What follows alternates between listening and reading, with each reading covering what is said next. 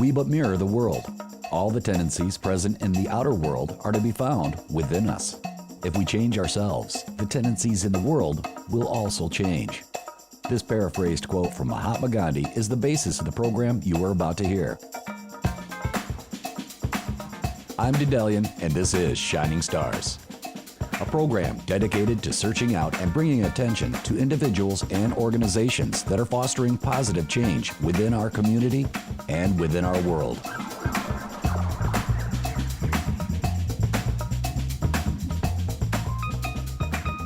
Joining me in the studio today is an individual that if you live in the Lansing area, even if you don't know him, trust me, you know him. Whether you've attended one of his events, seen his photography, heard his voice, or at the very least, he may have served you a drink at one point. And by that, I mean he's been around the Lansing area for quite a while doing a lot of things in some way, shape, or form. I have no doubt that this Lansing-based entrepreneur is connected with everybody here in the capital city at some point. He's the founder of Lansing Made, owner of Me Too You Promo, and he's a whole lot more. It is my pleasure to welcome to Shining Stars, Metro Melik. Melik, how you doing? Daedalian, it is always a pleasure and an honor to be in your space. It is cool to have you here and be a part of the show, and my biggest reason for doing so is because, like me, you have a love of Lansing, and it thrills me. Can you tell? I have on the shirt. You got the again. Lansing Made sweatshirt going on, and that is definitely a deal that we will be talking about shortly. But first, I always relate you to take this any way you want. Kevin Bacon. Kevin Bacon. And by that, I mean, 6 degrees of Kevin Bacon. 6 degrees of separation. I tell you, I don't know how many events that I do in the area where I am at some place and somehow I come back to your name. So how long have you been a part of the Lansing community? Since last century. Last century? Way into last century. I mean, you're originally from Oscoda, though, right? Yes. Yeah. Well, being that my father was in the Air Force, met my mom. They met in Dayton, Ohio, which is where I was born. Okay. So being an Air Force brat, I like to say that we moved around just enough for it to be annoying. You don't stay in any one place for too much of a length amount of time. And so we went to Massachusetts, North Carolina, Louisville, Kentucky, and then his remote assignment, he got Oscoda, Michigan, when Wart Smith Air Force Base was functioning and open as a military installation, and somehow managed to stay there for a long amount of time and retire there, and he's still there. Okay. So that's where it was middle school or something like that to high school, graduated, and then promptly figured out how to get out of Oscoda. It seems like almost everybody I know from Oscoda somehow has some sort of military connection. There's a lot, and now I recently did a social media search, as it were, and saw that there's a lot of people that I went to school with still in that area, and doing a various amount of things and successful and stuff like that. So I think that's cool that people were able to find that. It just wasn't my vibe. Okay. Well, one of the things that I love is the fact that you seem to, just like me, have the love for Lansing. In fact, it kind of prompted you to create the 517 Day, yes? 517 Day celebration as an event, because I saw a lot of people started using it as a hashtag and to promote their entity, their one space. Come to Bob's Beer Shack and buy a beer on 517 Day for $5.17. And I was like, that's kind of short-sighted. If it's an area code, that's a lot of people. Yeah, that should be because that even includes Saginaw, I think, and yes. a lot of areas up north. So Noel Night is what I was trying to think of. So Noel Night is something that happens in Detroit. It used to happen for like 50 years, where it was a celebration of the holidays, and they shut down the museum district. But it was happening in the museum district and more, and it was a celebration of the holidays in a store, in a museum, in a library, a church, any place that they could put an event or a performance, they did it. Okay. And that was like, that's my idea for 517 Day. Is like, this could happen all So over. kind of inspired by two different things then. Yes. Okay. Yes. So tell us a little bit about 517 Day. What is it? When does it annually come up? So we were trying to do it in a situation where you would have it on that day, but then, how do you have a celebration on a Tuesday? What we should mention, you had to take a little pause for the cause, of course. Yeah, recently. something happened that affected the world. The so whole however entire that, world. So But you are anticipating it's going to be back here in 2022, right? we're in the beginning planning stages, and I know it sounds weird to be in March in a planning stage for something that's in the middle of May. Okay. But so every May. Every May. And what I did for the last 2 years was had a TV show. Mm-hmm. So I produced, shot, recorded, did interviews for a 2-hour television special to celebrate the 5-on-7. And so that was kind of like a transformation, not only in promotion, but in putting my business out there and the things that I knew I could do, and finally put it out. And I'm like, look, we're going to do this, and we're still going to celebrate, even if we can't come together. So what I hope to do this year is bring it back out to basically kind of downtown Lansing at Rotary Park, right there in the beautiful Grand River, and kind of dot all up and down the river trail there, and just have a different taste of Lansing, Metro Lansing, and have people be able to celebrate what's great about our area. Do you anticipate that do you anticipate that it'll always be in the same place? Do you think it'll move around? Because you've had to kind of experiment a little bit with locations over the years. Well, I don't know how much time we have, but funny story. The first year was 5 years ago, I guess. Mm-hmm. And I called Paul Brogan of Rivertown Adventures. I'm like, hey, I got this idea. Mm-hmm. He's like, all right. I go, do you have keys to the city market? He's like, yeah, we have an office there. So, yeah, we have keys. I go, let's sneak in an event. Get some musicians, get a couple of vendors, kind of keep it small, but kind of sneak it in, and then that way we can kind of get away with it and don't have to ask permission. Sure. And then we just do a little party for the people. He's like, great, I'm all about it. I'm like, cool. So we can kind of do that off the back of your business, and no one should get in trouble. It should be fine. Paul, if you've ever met him, he's a laid back, kind of cool dude. So I left that meeting with him. Not romantically, we're together, but it was like a cool story. We're walking up and down the river trail, we're talking and stuff like that. We're just having a great conversation.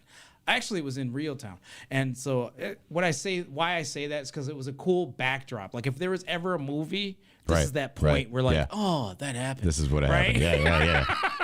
So next couple of days, I made a lot of phone calls. The problem was everyone said yes. So after a couple of days of everyone saying yes, I called Paul Breck and I go, I have a problem. He's like, what? Everyone said yes. I don't know how to make this small anymore. We'll probably get in trouble if we move forward. But I had already started promoting it. Sure. Because it was 3 weeks out. So I just started promoting. I'm on social media. There's no turning back at that point. And I'm like, I don't know what to do. He goes, you probably need to send an email to Lepfa. I said, oh, what? Lepfa? So I sent that email. Scott Keith very politely sent back, yeah, I've heard about this already. This is what you need to do. I read that email 5 times waiting for you can't do this. Why would you move forward on that? But he didn't. He just gave us the short task list of what needed to be done. I made a few more phone calls, and thanks to Women's Center of Greater Lansing, Rathbun Insurance, and a couple other entities, we were able to finance that first event. 500 and some people showed up, and we had a great time. And I haven't looked back, even through world goofiness. Awesome. I'm glad that you got it started. And again, I'm all about anything that celebrates the Lansing area. It of course in some degree, I assume, inspired you to create this Lansing Made Nook that you've got going on, and the Lansing Made stuff. Yes. So the Lansing Made started because I got tired of people saying there's nothing to do in Lansing. And you can't move ahead and do what your dreams are. And I'm like, everything I've ever wanted to do, I was able to do in Lansing, right here, yeah. And at least learn about it so that I could do it in other places. Acting, I wanted to be an actor. I did that. Actually, I didn't even want to be a model, but I was a model because in the acting class, it was acting and modeling. Okay. So I did that. Choreographed fashion shows, put on hip hop shows. I think I was one of the first hip hop shows to be in East Lansing at like that bar restaurant area. Yeah. Because it was at the I can't remember it's gone now and turned into something else. But the Post. Okay. And so I called the owner. I'm like, hey, I want your gap time, and I want to put a hip hop show. And they're like, okay, but if it gets messed up, you're never gonna do it again. Got it. Right. We understand. And it went off well. And so these things that you could, so what you were saying earlier about 6 degrees of separation, it's fairly easy to be able to call somebody, to know somebody that needs to wherever you need to get. Right. And that's what I just learned how to maneuver and be able to make things done and make it make sense. Ask around, yeah. Ask around and make it make sense to the entity being Sure. involved. Yeah. So many times people ask somebody to do something and it doesn't make sense to what they're already doing. Okay. Right? Sometimes people are like, I just got a message today. We're like, hey, we're doing a giveaway, and we thought you'd be able to give something away. I go, when have you seen me just do giveaways? Like, am I the giveaway guy? I'm not the radio station. Call the radio station, right? You like, sure. I'm not the TV station. Call the TV. Like, why are you calling me? I'm just the guy. I'm just a cog. God, yeah, I'm not even a cog. I'm a geek. So, yeah.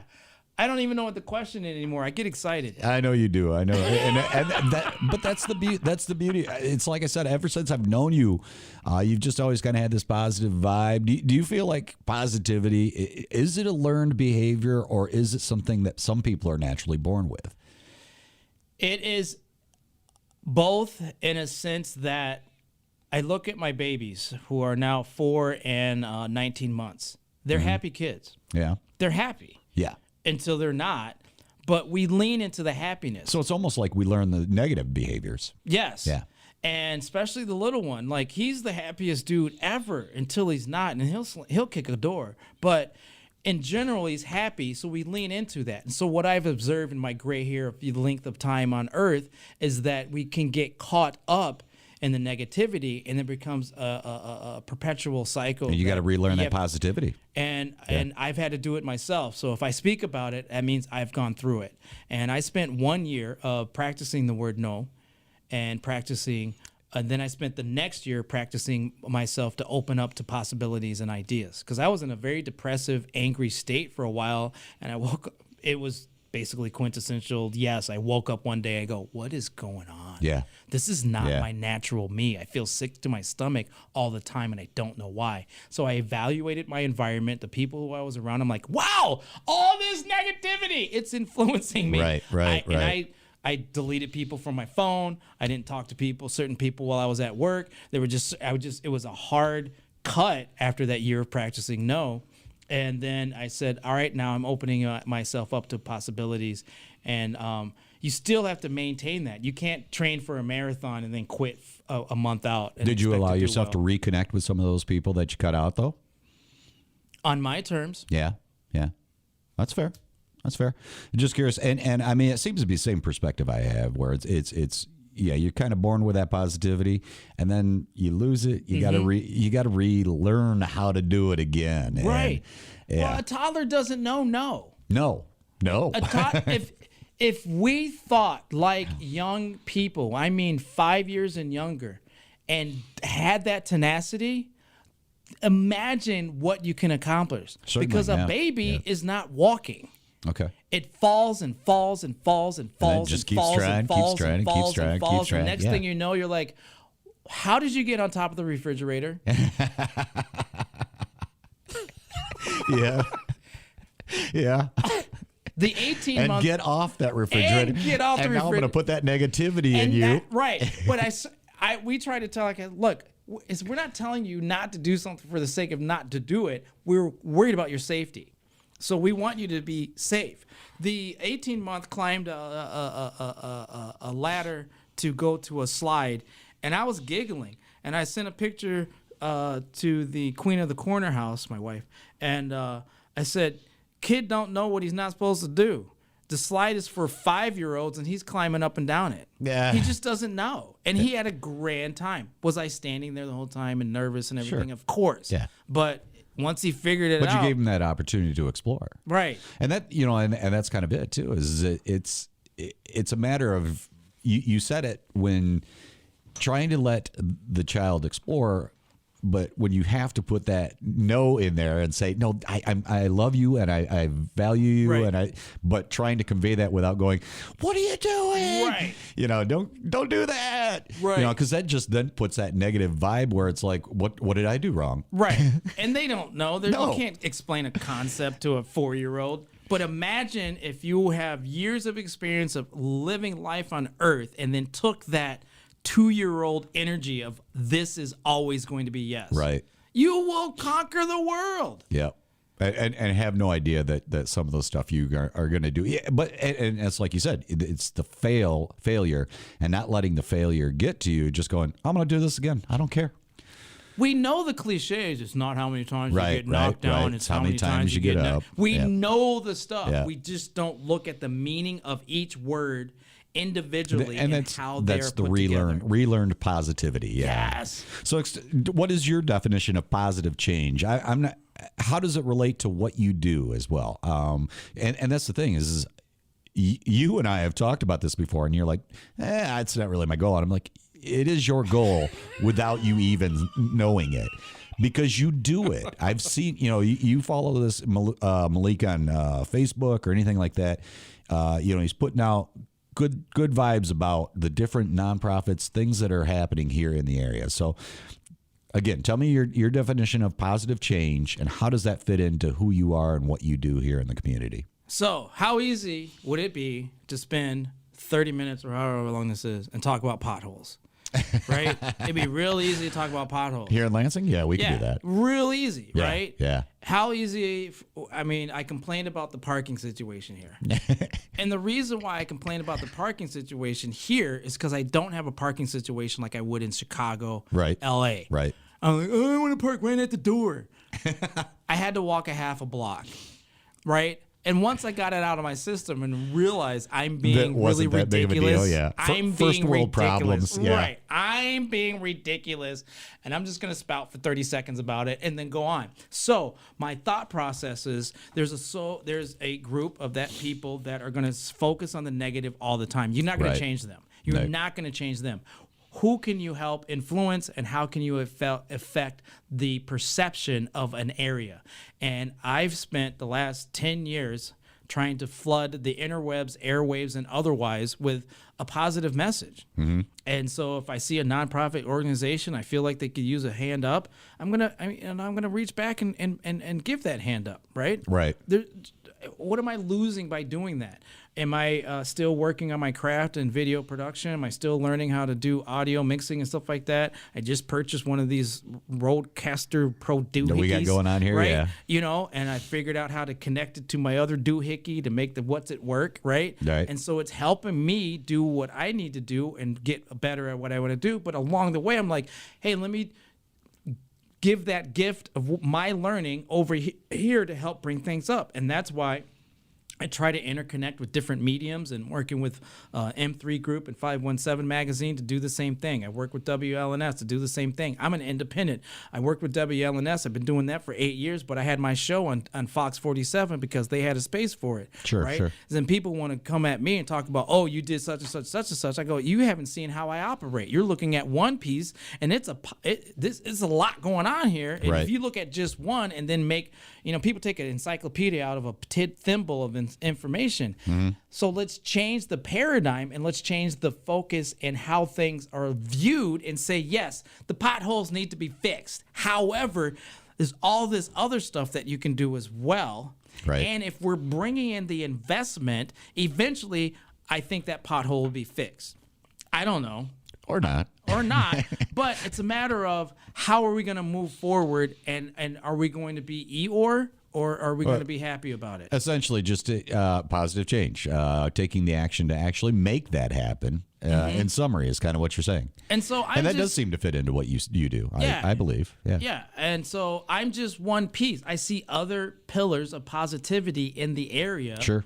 And they're doing it in their way. Yep. And I think that should be more of a collaborative effort. People always talk about, oh, we're not working in silos. Well, you kind of are. Mm-hmm. But let's figure out how we can work together, at least uplift each other, and try to bring that positive change. So that I think that was my direct answer to that question, the Malik-isms. All right, well, one way or the other, it doesn't really matter. As long as we got the conversation going. And you mentioned, you glazed over it a little bit there. You do some work through video. It's video and photography, right? Me Too You promo? Yes, Me Too You promotions. And it's basically taking the skills that I've learned over the last few decades and trying to help, shine a positive light on things that are happening in Lansing, Metro Lansing. Cool. So you actually were an alumni of LCC, right? I guess I am, as in were. Well, I mean, alumni is very broad definition here Right. at Lansing Community College because a lot of the folks that come here, they transfer and they go elsewhere. So there's no actual graduation, but you attended here for a little bit. I did attend Was here that a pretty couple positive times. experience? The most positive experience is I was terrible at math. I'm just bad at math. It's just not how my brain thinks. And I found that the teachers weren't good at teaching until I came to Lansing Community College, and I wish I could remember her name. But it was a fantastic teacher. I think she was a banker first. She used to be a bank manager. So she had different world experiences. But she was able to explain math that it just opened up. And it got to the point where I practiced every Sunday, did my homework every Sunday religiously. I don't mean to be punny about it, during NASCAR. Okay. Because NASCAR is 6 hours of racing or something ridiculous. Yeah. So it's a long time frame, and it's just enough background noise to kind of keep your brain kind of like and you don't have to pay attention to it for 87% of the time. No, because they're right? doing the same lap. Right. So that was my background, and I would do my homework and that needed to be done in study. But and then in class, I didn't care about the other students. Like if I had a question to ask, I'm like, it's my grade I have to worry about. I'm not trying to be teacher's pet or anything. I just need to figure this out so I can move forward. So by the end of the semester, she was so good at explaining stuff and have it enlightened in me that I had a question, and it was a clarification question because she did the problem her way. Okay. And that's not how I saw it. So I was like, hold on a second. I wish I could remember her name. I go, can't you do it? And I found myself, and I didn't even realize it until after I was done. I walked up to the front of the class. I go, nah, can't you do it? And whatever it was, I go, blah, blah, blah, blah, blah, blah, and then take this and take that, and blah, blah, skippy, and blah, blah, blah. Can't you do it like that? Is that okay if I did that on the test? And she goes, yes. And then I turned around and went, I'm in front of the class. So she definitely had a positive effect on you. Most definitely. Yeah. And I went from always failing college level classes to got a 4.0. All right. That's awesome. That is awesome. And that is actually one of the most frequently spoken positivities about Lansing Community College that I've heard is that the instructors tend to be very personal. Seem to actually care. I believe they call it culture of care. Culture of care that you sometimes lose in a large institution when you're in a classroom of 300 people or whatever it was when I was trying to come through. Yeah, I had that same experience too when I went to another college, where I started. And I honestly, if I had the chance, I would have reversed because I actually went to LCC after going to MSU, and I enjoyed MSU. It was a good experience, but it was one of those things where if I had the chance, I would have done it. I would have flipped it as well. Yeah, I definitely would have flipped it. We're kind of near the end here. Already? I hate to say it. We just met. It is one of those. Yeah, we just met. And here's the thing is if we had the opportunity, we'd probably be talking for quite a bit longer, and we probably will afterwards. But I'm trying to see if there's anything else I wanted to ask you specifically. I do want to throw out the name of your website there. That way, if people do ever want to find out more about you, get a hold of you, whatever. I'd just say probably your main website. MetroMelik.com. MEtroMelik. I have to say, anything that you've seen me do and anything that anybody has seen me do, and especially in the last recent set of years, is because of the Queen of the Corner House. I've never been in a situation where I had such a involved partner that uplifted me and challenged me to be the best me that I could ever be. How long you guys been married now? We've been 5 years, I do believe. Okay. 6 or something like 5. We got our domestic partnership, but it's amazing to have a partner that is Supportive. as honest, Okay. and supportive. Yeah. Because she also tells me, you're ridiculous, and I don't know why you would do that. I support you in what you do, but that doesn't make any sense. And though I've learned before I come up and start to do something that I have to check myself and make sure that my bullet points fit and is convincing enough to be able to move forward. Because she'll look at me and be like, mm-hmm. And I don't want the mm-hmm. So, and I'm going to digress a little bit here, and this is why I said, if we keep talking, we're going to go way too long. But we have a mutual friend, and I believe that I am his wife in that same manner. We have a mutual friend named Sean who tends to try to take on a lot of stuff, and that's kind of what I say to him a lot of the times. I think that's an awesome idea, but you're ridiculous. Right. And Sean does so much for the community. He does. Sometimes you got to do something for yourself. At some point, yeah. All right. Metro Melik is his name. Again, his website address is metromelik.com. METROMELIK. Hey, Malik, not only thank you for coming in, but thanks for doing everything that you do here in the capital city, and just keeping it in your heart and making it happen. So I got one final question for you before we get out of here. You ready? If you had the ability to snap your fingers and put one thought into the collective consciousness of the entire human race at the same time, what would that thought be? Go with love. Go with love. Elaborate on that a little bit. How do you mean? If you can't find empathy, find sympathy. We are all going through life, and we're not all going to have good days. It's not going to be good days every day. I don't care who you are. You can be the happiest person in the world. Something's going to happen. And if we go with love and remember that even though we're all different individuals, there's 350 million people in the United States of America. That's a lot of different personalities. But if we uplift each other with love and move forward and act with love first, then we can at least accept another person as they are, even with their differences, and make sure that we are thinking about people for them to be able to live the best life that they can live. That's awesome. Move with love. And you know what? I love that answer. Bless you. Love you. Remember, we can all contribute something good to this world, no matter how big or small. A simple smile, a friendly gesture, that's all it takes to expand the power of positivity 1 inch further. I encourage you to find your shining star within by being the change you want to see. Thanks so much for listening to Shining Stars and, of course, sharing your time with me today. I'm Daedalian, and you can listen to this episode of Shining Stars on demand, along with other LCC Connect programs at lccconnect.org.